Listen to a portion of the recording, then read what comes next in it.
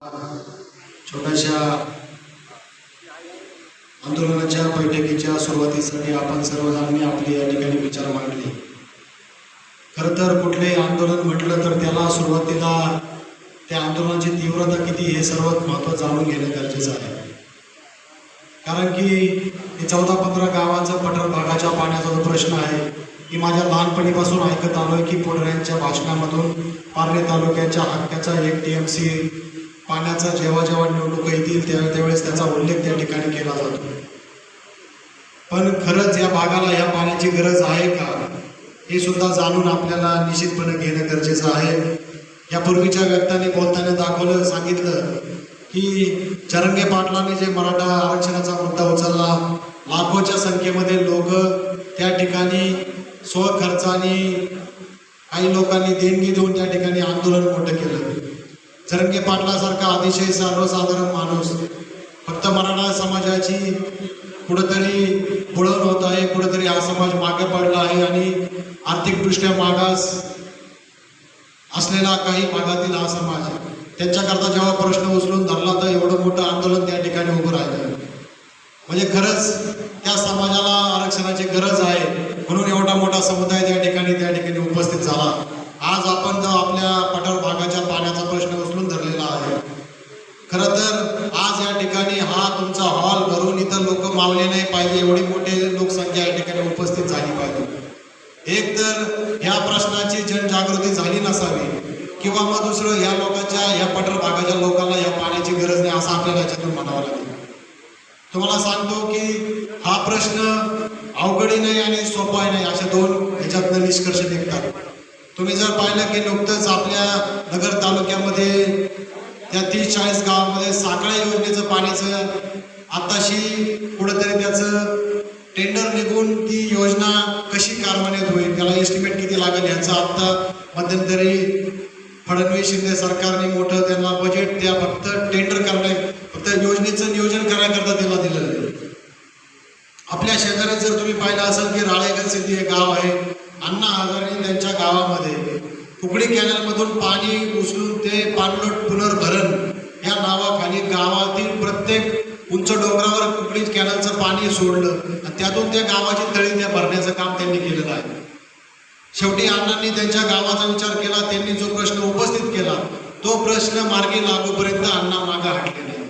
आपण नुसते येणार या ठिकाणी भाषण करणार आणि भाषण करून कधी प्रश्न सुटत नाही। या ठिकाणी अब्बास मुजावर साहेब आहे, आंबेडकर साहेब आहे। अब्बास साहेब मला जवळपास 1 वर्षापूर्वी कलेक्टर ऑफिस या ठिकाणी भेटले होते। त्यांनी मला सांगितलं होतं की असा पाण्याचा प्रश्न आहे, हा एकदम सुटणारा प्रश्न आहे, पण याला तुमच्यासारखी मदत लागेल। मी त्याच वेळेस म्हणलो होतो की आमची जी मदत लागेल ती निश्चितपणे आम्ही करू। गेल्या 1 महिन्यापासून आंबेडकर साहेब माझ्या मागे लागलेले आहेत। ते म्हणायचे कानूर या ठिकाणी आपल्याला मीटिंग घ्यायची। मी त्यांना म्हणलो आंबेडकर साहेब या ठिकाणी उपस्थित आहेत, मी तिथं येऊन भाषण करण्यापेक्षा त्या गावातील परिसरातील ज्या लोकांना त्याचा लाभ होणार आहे त्या लोकांपर्यंत पहिलं पोहोचणं आपलं काम आहे। तुम्ही एकटं उपोषणाला बसून हा प्रश्न सुटणार नाही। खरं तर ज्यांच्यासाठी हा प्रश्न उपस्थित झालेला आहे ते सगळे लोक संघटित होणं गरजेचं आहे। तुम्ही उपोषणात बसणार ही अतिशय आमच्या सर्वांना गर्वाची गोष्ट आहे, पण ती जरी गर्वाची गोष्ट असली तरी तुम्हाला जोपर्यंत लोकांचा पाठिंबा भेटणार नाही तोपर्यंत हा प्रश्न निश्चितपणे सुटणार नाही। कुठलाही प्रश्न जर सोडवायचा असेल तर त्याला जनतेचा रेटा आहे असणं गरजेचं आहे। आपण आपल्या तालुक्याचं, देशाचं, पूर्ण जगाचं भूषण मान्य अण्णा हजारे यांचे आंदोलन मी सुद्धा आपण सर्वांनी जवळून पाहिलेले आहेत। आंदोलनाची तयारी कशी केली पाहिजे, आंदोलनातून प्रश्न कसा मार्गी लावला पाहिजे हे निश्चितपणे आपण जवळून पाहिलेलं आहे। आणि हे सर्व करत असताना खऱ्या अर्थानं समाजाला सुद्धा त्या प्रश्नात सोडवण्याची गरज जर असेल तरच हा प्रश्न मार्गी लागू शकतो हे मानणारा मी कार्यकर्ता आहे। निश्चितपणे आंबेडकर साहेब आपण असणार, अब्बास मुजावर साहेब असतील, या ठिकाणी पठार भागावरती थोडी का होईना लोक या ठिकाणी उपस्थित झालेली आहेत। पण खरं तर हे आंदोलन चालू करण्यापूर्वी ज्या लोकांना ह्या आंदोलनाचा फायदा होणार आहे त्या लोकांपर्यंत जाऊन त्यांची आपल्याला जनजागृती करणं गरजेचं आहे। ज्या वेळेस आपण जनजागृती करू आणि खऱ्या अर्थानं त्या लोकांना जर गरज असेल तर त्यांच्याकरता एक मीटिंग लावून जर हा समुदाय जर सगळा ह्या प्रश्नावरती एकवटला तर निश्चितपणे हा प्रश्न सुटू शकतो। तुम्हाला आवर्जून या ठिकाणी मी एक गोष्ट सांगू इच्छितो की हे पाणी पुणे जिल्ह्यातून या ठिकाणी येणार आहे। आजची पुणे जिल्ह्याची परिस्थिती अशी आहे, पुणे जिल्ह्यातले आमदार त्यांच्या पाण्यासाठी त्यांचा आमदारकीचा राजीनामा सुद्धा द्यायला तयार आहेत. ही जर परिस्थिती जर आपण आपल्या पठार भागावरती जर तयार करू शकलो तरच हे हक्काचं पाणी तुम्हाला मिळणार आहे. नाहीतर ते एक थेंब सुद्धा पाणी तिथून इथं येऊ देऊ शकत नाही. कारण की त्यांना माहित आहे की ह्या पाण्यावरती आपलं राजकारण आहे. हे पाणी जर इथून गेलं तर त्यांच्या राजकारणावर परिणाम होणार आहे. आणि पारणे तालुक्याचे 14 गावाचे जे लोक एक झाले आणि तालुक्याच्या पुढाऱ्यांना जेव्हा कळेल की ह्या पाण्याच्या प्रश्नावर जर आपण ह्या लोकांना साथ दिली नाही, आपण जर त्यांच्या मागे उभं राहिलो नाही तर आपलं सुद्धा तालुक्यातलं राजकारण बदलू शकतं. ज्या वेळेस ही भावना तयार होणार आहे त्याच वेळेस हा तुमचा प्रश्न निश्चितपणे मार्गी राहील आणि तालुक्याचे जिल्ह्याचे पुढारी सुद्धा तुमच्याकडे लक्ष देणार आहेत. त्याच्याकरता सर्वात पहिलं गोष्ट जी आहे, तुम्हाला ही सर्वात पहिलं गोष्ट आहे मध्ये जनजागृतीची आहे. जनजागृती करत असताना ती आंदोलनाच्या माध्यमातून करायची का, उपोषणाच्या माध्यमातून करायची का, गावामध्ये ग्रामसभा घेऊन करायची का, वाड्या वस्त्यावरती पॅम्पलेट वाढवून करायची का, ह्याची सुद्धा तुम्हाला दिशा ठरवावी लागणार आहे. आणि जेव्हा आपण ही दिशा ठरवू त्याच वेळेस निश्चितपणे हे आंदोलन आपलं पुढे जाणार आहे आणि हे आंदोलन यशस्वी होणार आहे. कुठलंही आंदोलन करत असताना त्याच्यासाठी एक माणूस बसला, आपण त्याला पाठिंबा दिला, याचं क्रेडिट कोण घेतं, त्याच्यापेक्षा हा प्रश्न समाजाच्या किती उपयोगाचा आहे त्याच्यावरती या आंदोलनाची दिशा ठरते. आपण अनेक राज ठाकरे साहेबांचं टोलचं आंदोलन आपण पाहिलं असेल. एका हाकेवरती अनेक लोक रोडवरती उतरली आणि त्यांच्या हाकेनंतर अख्ख्या महाराष्ट्रातला कारसाठी टोल त्या ठिकाणी माफ केला गेला.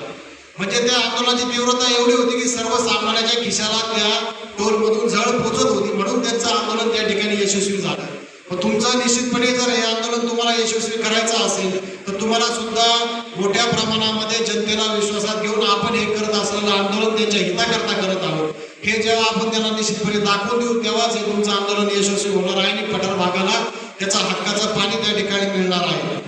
आज शासन एकीकडे बोलत असतं की आम्ही रोजगार निर्मिती करणार आहोत. रोजगार निर्मिती म्हणजे काय असतं? रोजगार निर्मिती म्हणजे तरुणांना त्यांच्या हाताला काम द्यायचं एक साधन असतं, त्यालाच आपण रोजगार निर्मिती त्या ठिकाणी म्हणतो. मग जर या पठार भागाला जर पाणी आलं तर इथल्या तरुणाला याचं गाव सोडायची गरज पडणार नाही. तो शेतीवरती त्याचा उदरनिर्वाह करू शकतो आणि त्याचा उदरनिर्वाह केल्यानंतर त्याला गाव सोडावं लागणार आहे आणि आपोआपच ह्याच्यातून रोजगार निर्मिती होणार आहे. मग जर एकीकडे शासनाचं म्हणणं असेल की आम्ही रोजगार निर्मिती करणार आहोत आणि ह्या पाण्याचा फायदा किती युवकांना होणार आहे, किती गावांना होणार आहे, किती कुटुंबाला होणार आहे, ह्याची सुद्धा आकडेवारी आपल्याला शासनाला त्या ठिकाणी मांडावं लागणार आहे. तुम्हाला मी सांगतो की आमच्या भागामध्ये MIDC झाली. एका कारखान्यामध्ये त्या ठिकाणी हजार लोक काम करायला त्या ठिकाणी लागत आहेत. आता आमच्या भागामध्ये तिथल्या परिसरामध्ये अनेक लोकांची त्या MIDC मुळे समृद्धी झालेली आहे. तालुक्यातील शेवटच्या टोकातील लोक त्या ठिकाणी पारनेरमध्ये सुप्यामध्ये त्यांच्या रोजगारासाठी येतात. अनेक जण त्या ठिकाणी पोट भरत आहेत. आपण सांगा की आपल्या तालुक्याचा सहकारी साखर कारखाना होता, आज आपला कारखाना मागे बंद पडला होता, आता कारखाना परत चालू झाला आहे. या कारखान्यावरती किती कुटुंब पोचण्याचं काम झालं. नुसतं कुटुंब नोकरीच्या माध्यमातून नव्हे तर त्या ठिकाणी होत असलेल्या ऊसाच्या गाळपामधून सुद्धा अनेक लोकांना त्यांच्या ऊसाच्या माध्यमातून रोजगार निर्मिती झाली. जे बागायत पट्ट्यातून जे पाणी फिरलं त्या पाण्यामुळे जो ऊस पिकला त्या ऊसासाठी कारखाना आवश्यक होता आणि आज तो कारखाना परत चालू झाल्यामुळे त्या लोकांनी सुटकेचा श्वास घेतलेला आहे. म्हणजे रोजगार निर्मिती होत असताना एखादा प्रश्न जेव्हा उपस्थित होतो, एखादी संस्था जेव्हा चालू होती त्या संस्थेच्या माध्यमातून काही लोक त्या ठिकाणी नोकरीला लागतात आणि नोकरीला लागत असताना काही ठिकाणी तुमचं पिकवलेलं जे उत्पादन आहे त्या कारखान्यामध्ये लागतं आणि त्यामुळे सुद्धा इनडायरेक्टली रोजगार निर्मिती होती. आपल्या भागामध्ये दूध धंदा हा मोठा आहे. तुमच्या कानूर पठार भागामध्ये वाटाणा पीक हे मोठ्या प्रमाणात पिकलं जातं आणि मग हे जर पाण्याने जर रोजगार निर्मिती अजून वाढत असेल, तुमचा युवकाला जे मुंबई पुणे बाहेर जावं लागतं त्या ठिकाणी जर हे पाणी फिरलं तर निश्चितपणे हा जर प्रश्न सुटणार असेल तर सर्वप्रथम आपल्याला जर करावं लागणार आहे की ही जनजागृती करावं लागणार आहे.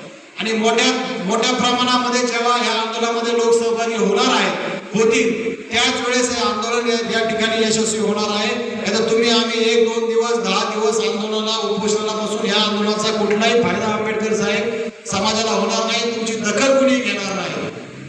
म्हणून सर्वप्रथम ह्या आंदोलनाच्या माध्यमातून सुरुवातीला आपल्याला जनजागृती करावं लागणार आहे आणि आपल्याला सर्वपणे आपण संघटित होऊन एक वेळेस आपल्याला मतदानावर सुद्धा त्या ठिकाणी बहिष्कार टाकावा लागेल. आपण हा इशारा ज्या वेळेस देऊ त्याच वेळेस हे पुढारी किंवा हे राजकारणी आपल्याकडे लक्ष देणार आहे, नाहीतर राज्याच्या बजेटच्या हिशोबाने हा प्रश्न अतिशय छोटा आहे, हा प्रश्न निश्चित सुटण्यासारखा आहे. पण ह्याच्यासाठी आपल्या सर्वांना पुढे एकदा मी तुम्हाला सांगतो, संघटित होणं गरजेचं आहे. आणि संघटित होत असताना त्या ठिकाणी आपल्याला सर्वप्रथम जनजागृती करण्याची गरज आहे. आणि खऱ्या अर्थानं जर लोक या आंदोलनामध्ये सहभागी झाले तर हा प्रश्न निश्चितपणे मार्गी लागेल. ह्या मानणारा मी कार्यकर्ता आहे. ह्या आंदोलनामध्ये तुम्हाला तुमच्या बरोबर मी साम दाम दंड भेद सगळ्या पद्धतीने तुमच्या बरोबर आहोत. तुम्हाला लागेल ती मदत करण्यासाठी तुम्ही म्हणताल त्या जागेवरती तुम्ही म्हणताल त्यावेळेस आम्ही निश्चितपणे जे जे आमच्या बरोबर लोक संघटनेमध्ये काम करतात, आमचे नेते असतील, त्यांचा तुम्हाला जिथे जिथे मदत लागेल त्या त्या ठिकाणी आम्ही तुम्हाला निश्चितपणे मदत करू आणि तुम्हाला लागेल ते त्या ठिकाणी आम्ही तुमच्या मागे त्या ठिकाणी उभं राहू. पुन्हा एकदा मी तुम्हाला आवर्जून या ठिकाणी पुन्हा एकदा सांगतो, तुम्ही आम्ही चार भिंतीच्या आत ह्या आंदोलनाचा प्रश्न कधी सुटू शकत नाही. आपल्याला जर खरंच या आंदोलनाला दिशा द्यायची असेल, आंदोलन जर यशस्वी करायचं असेल तर प्रथमतः आपल्याला जनजागृती करावं लागणार आहे. आणि जनजागृती करून जनतेला ज्यांना या योजनेचा लाभ होणार आहे त्या सर्वांना त्याच्यामध्ये सहभागी करून घेऊन 14 गावं म्हणजे छोटा विषय नाही. 14 गावं, एका गावाची पेटी जर एखाद्या पुढाऱ्याचं भवितव्य बदलू शकते तर 14 गावं एका आमदाराचं, एका खासदाराचं आणि एका आमदाराहून एका राज्याचं भवितव्य सुद्धा ठरू शकतं. इथून मागे जर आपण इतिहास पाहिला असेल की एका खासदारामुळे सरकार पडू शकतं, एका आमदारामुळे सरकार पडू शकतं. म्हणून जर आपण ही जर ताकद निर्माण करू शकलो तर निश्चितपणे हे आपलं आंदोलन यशस्वी होणार आहे.